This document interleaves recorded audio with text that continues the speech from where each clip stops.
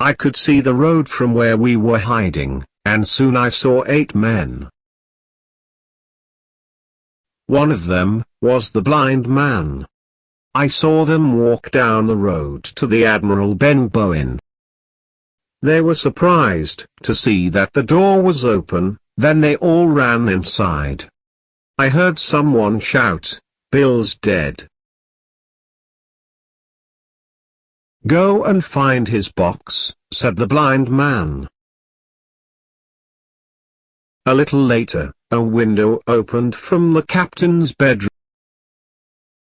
"Someone has opened the box." "Is it there?" said the blind man. "Only the money is there," replied the man. "It's the boy and the woman from the inn," shouted the blind man. "Let's find them."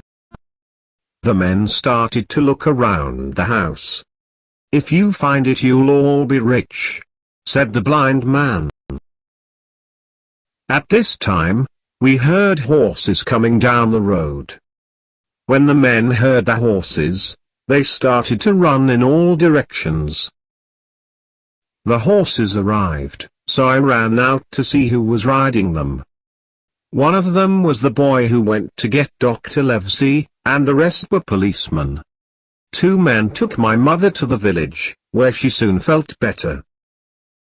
And the others tried to catch the men. But it was too late. We heard that they escaped on a boat. I returned to the Admiral Benbow with the police. "What did they want?" said Mr. Dance, the head of the police. "I think that they wanted this," I said, showing him the papers that I still hid in my jacket. "I'd like to take them to Dr. Livesey." "That's a good idea," said Mr. Dance. "He's a magistrate as well as a doctor. He'll know what to do. I'll come with you." We found that Dr. Livesey was not at home, but was eating at the house of Mr. Trelawney, an important rich man. Mr. Trelawney asked us into his house. I showed Mr. Trelawney and Dr. Livesey the papers that the captain had in his box. "I think this might be a clue as to where Flint buried his treasure," said Dr. Livesey.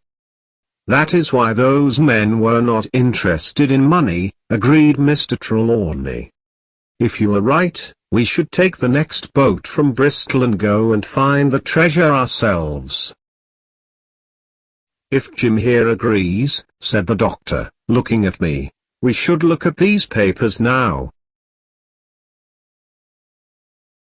The doctor looked at the papers. Some of them seemed to describe the ships that the captain and his men had robbed of money. Then we looked at the other papers and saw a map of an island, with a big cross on it next to the words, "Most of treasure here." "Dr. Livesey, we should go to Bristol tomorrow," said Mr. Trelawney. "In a few days, we'll find the best ship in England. Jim Hawkins here can come as our ship's boy. You can be the ship's doctor." "I agree," said the doctor, "but those men who tried to find the map will now be looking for us. We are not safe anymore. We must not tell anyone else what we know." It took us longer than we thought to be ready to leave England. While Mr. Trelawney prepared for the journey in Bristol, I stayed at Mr. Trelawney's house, with his servant Redruth, and spent hours studying the map, thinking about the treasure that we might find. One day, a letter was sent to me from Mr. Trelawney. It said that a good man called Blandley had a ship called the Hispaniola for us. Trelawney said that he had found a crew ready to work on it. The crew included a man called Long John Silver, who had lost a leg but was a good cook. Silver also knew other men who would join us. Trelawney said that everyone was excited by the thought of the treasure. I was surprised by this, as I thought we had to keep the news of the treasure a secret.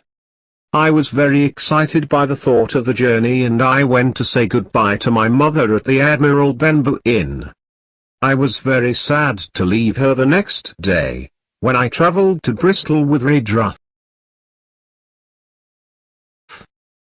We had just one night in the city before we were going to sail.